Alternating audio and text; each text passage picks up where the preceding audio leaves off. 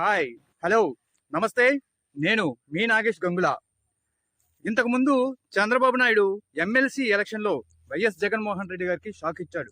అసలు గెలవలేరు అనుకున్న సమయంలో చంద్రబాబు నాయుడు కుయుక్తులు పన్ని ఏవైతే వైఎస్ఆర్సీపీ ఎమ్మెల్యేలు ఉన్నారో వాళ్ళ నుంచి తనకి అనుకూలంగా ఓటింగ్ చేయించుకొని అసలు జగన్మోహన్ రెడ్డి గారు కనిపెట్టలేరు అని అనుకొని ఆ శ్రీదేవి లాంటి వాళ్ళు, ఉండవల్లి శ్రీదేవి లాంటి వాళ్ళు వైఎస్ఆర్సీపీకి వ్యతిరేకంగా ఓటు వేసి తెలుగుదేశం ఎమ్మెల్సీ గెలవడానికి దోహదపడ్డారు. ఇప్పుడు మరోసారి అలాంటి కుయుక్తులతో చంద్రబాబు నాయుడు అండ్ గ్యాంగ్ జబ్బలు చరుస్తున్నారు, చెంకలు గుద్దుకుంటున్నారు. వాళ్ళు ఏమంటున్నారో తెలుసా? ఇప్పుడు జరగబోయే రాజ్యసభ ఎన్నికల్లో ఖచ్చితంగా తమ అభ్యర్థిని ఒకరిని నిలబెడతారని, ఆ అభ్యర్థిని కూడా గెలిపించుకుంటామని చెప్తున్నారు. ఎలా, ఎందుకు, ఏ విధంగా సాధ్యపడుతుంది? అసలు ఇది సాధ్యమేనా? అలా గెలిపించుకోగలుగుతారా? అలా పోటీలో నిలబెడతారా? ఒక రాజ్యసభ సభ్యుడు గెలవాలి అంటే ఖచ్చితంగా 44 ఓట్లు ఉండాల్సిన సమయంలో ఇప్పుడు తెలుగుదేశంకి కేవలం 23 మందే ఉంటే ఎలా గెలుస్తారు అన్నది సామాన్యుడికి వచ్చే ప్రశ్న. అయితే మన చంద్రబాబు నాయుడిని తెలుసుకుంటే ఆనాటి నుంచి ఈనాటి వరకు ఇలాంటి కుయుక్తులకి డోకా లేదు. మొట్టమొదట ఎప్పుడైతే వైస్రాయ్ హోటల్లో ఎన్టీఆర్కి వెన్నుపోటుతో మొట్టమొదటే అందరి ఎమ్మెల్యేలని కొనేసి ఆయన అధికారంలోకి వచ్చారు.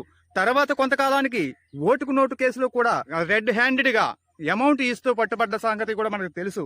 అలాగే నిన్న మొన్నటి ఎమ్మెల్సీ ఎన్నికల్లో కూడా ఎవరైతే వైఎస్ఆర్సీపీ ఎమ్మెల్యేలు ఉన్నారో వాళ్ళ చేత తనకు అనుకూలంగా ఓటు వేయించుకున్నాడు. అంతకుముందు 23 మంది ఎమ్మెల్యేలని డైరెక్ట్ గా వైఎస్ఆర్సీపీ ఎమ్మెల్యేలని కొనుగోలు చేశాడు. మరి ఇప్పుడు వైఎస్ జగన్మోహన్ రెడ్డి ఎవరైతే ప్రజాక్షేత్రంలో జనాదరణ లేదని తెలిసిందో, ప్రజల నుంచి వ్యతిరేకత ఉందని తెలిసిందో వారందరినీ జగన్మోహన్ రెడ్డి పూచికపుల్ల తీసి పక్కన పెట్టినట్టుగా పెట్టేస్తూ ఉంటే వాళ్ళందరినీ రండి బాబు రండి, మా పార్టీలోకి రండి, మా పార్టీలోకి రండి అని చెప్పేసి అటు జనసేన ఇటు టీడీపీ ఇద్దరు స్వాగతాలు పలుకుతున్నారు. ఇప్పుడు వైఎస్ఆర్సీపీ నుంచి ఎవరైతే వ్యతిరేకంగా ఉన్నారో వాళ్ళు దగ్గర 50 మంది వరకు కూడా తెలుగుదేశంతో టచ్ లో ఉన్నారట.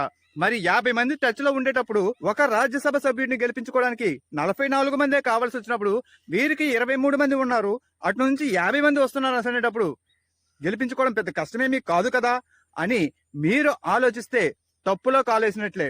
ఎందుకంటే ఇక్కడ తెలుగుదేశం పప్పులు ఉడకవు. తెలుగుదేశంకి ఇది సాధ్యపడదు.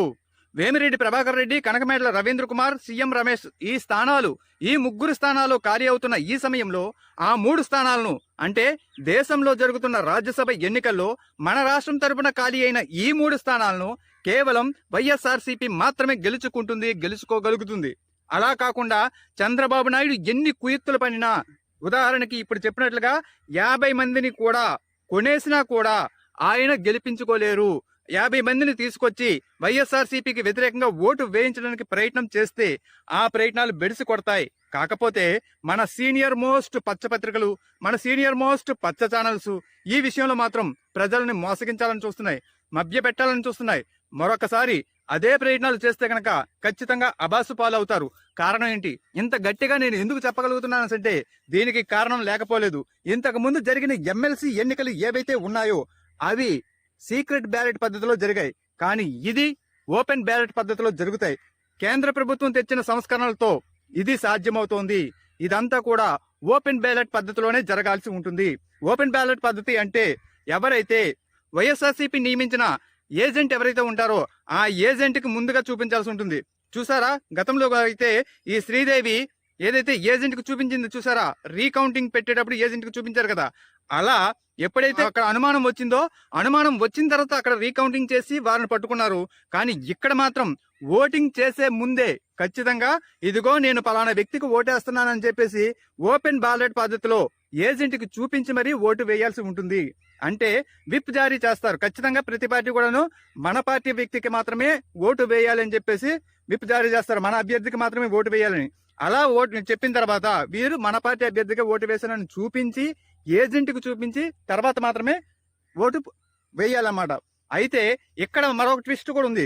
ఇంతకు ముందు గుజరాత్ నుంచి అహ్మద్ పటేల్ ఎన్నికైన సమయంలో అప్పట్లో బీజేపీ నుంచి నరేంద్ర మోడీ వీళ్ళు ఈ అహ్మద్ పటేల్ ను ఓడించాలని చాలా ఎక్కువగా ఎత్తుగడలు వేసి చాలా రకాలుగా ప్రయత్నించి అప్పుడు కూడా చేస్తే అప్పుడేం చేశారంటే ఈ అహ్మద్ పటేల్ కి ఓటేసిన 2 కాంగ్రెస్ వాళ్ళు అహ్మద్ పటేల్ కి వ్యతిరేకంగా ఓటు వేయడానికి కాంగ్రెస్ వాళ్ళు ఇద్దరు కూడాను బీజేపీకి ఓటు వేసి ఆ ఓటుని మళ్ళీ అత్యుత్సాహంతో ఏజెంట్ కి కాకుండా మళ్ళీ బీజేపీ వాళ్ళకి కూడా చూపించారు. ఇదిగోండి మేము ఫలానా వాళ్ళకి వేస్తున్నాం అని బ్రహ్మానందం అంటాడు కదా అని. అలా అన్నమాట. అలా ఓటు వేసి చూపిస్తే ఆ ఓటు చెల్లలేదు అంటే ఇక్కడ ఏజెంట్ కు మాత్రమే చూపించాలి, ఇంకొక వ్యక్తికి చూపించకూడదు. అంతకుముందు గతంలో కూడా ఒకసారి కాంగ్రెస్ వాళ్ళు తమ పార్టీ వాళ్ళకి మాత్రమే చూపించారు, అంటే ఏజెంట్ కు చూపించడమే కాకుండా తన వాళ్ళకి కూడా చూపించారు. అలాంటి ఓటు కూడా చెల్లలేదు.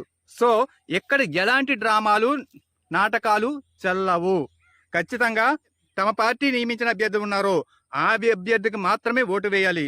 అందువల్ల ఎట్టి పరిస్థితుల్లో కూడా తెలుగుదేశం కుయుక్తులు, చంద్రబాబు కుయుక్తులు ఇందులో చెల్లనేరవు. సో అన్నీ మూసుకొని మీ ప్రయత్నాలు మీరు చేసుకోవడం మంచిది. అంతే తప్ప ఎప్పట్లానే మళ్ళీ కుయుక్తులు చేస్తాం అంటే ఇక్కడ చట్టాలు, కొత్త చట్టాలు అవైతే ఊరుకునే ప్రసక్తి లేదు. ఇంకొక విషయం, ఇలాంటి విషయంలో సుప్రీంకోర్టుకి కూడా వెళ్ళారంట. ఏది ఇలా ఓపెన్ బ్యాలెట్ పద్ధతి అనేది కరెక్ట్ కాదు, మేము చూపించి ఓటు వేయము అని చెప్పేసి కొంతమంది కోర్టుకు వెళ్ళారు. అప్పుడు కోర్టు కూడా ఓపెన్ బ్యాలెట్ సిస్టమ్ ఉండాల్సిందే అని క్లియర్ గా తేల్చి చెప్పిందంట. ఈ వీడియో కనుక మీకు నచ్చినట్లయితే తప్పనిసరిగా లైక్ చేయండి, మీ అభిప్రాయాన్ని కామెంట్ రూపంలో తెలియజేయండి, వీలైనంత ఎక్కువ మందికి షేర్ చేయండి. మీరు కనుక మన ఛానల్ని ఇంతవరకు సబ్స్క్రైబ్ చేయకపోతే దయచేసి వెంటనే సబ్స్క్రైబ్ చేయండి. Thank you so much. నేను మీ నాగేష్ గంగుల. బాయ్.